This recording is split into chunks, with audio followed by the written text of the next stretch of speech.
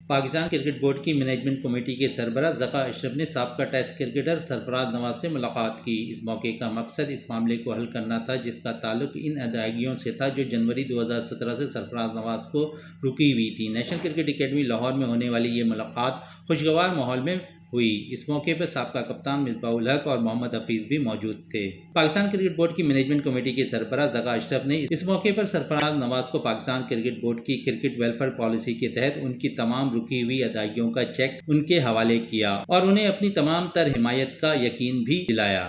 واضح رہے کہ یہ ادائیگیاں تھیں جو سرفراز نواز کی جانب سے پلیئرز ویلفیئر پالیسی کے ضابطۂ اخلاق کے خلاف ورزی کے باعث ڈسپلن کارروائی کے تحت روک دی گئی تھیں۔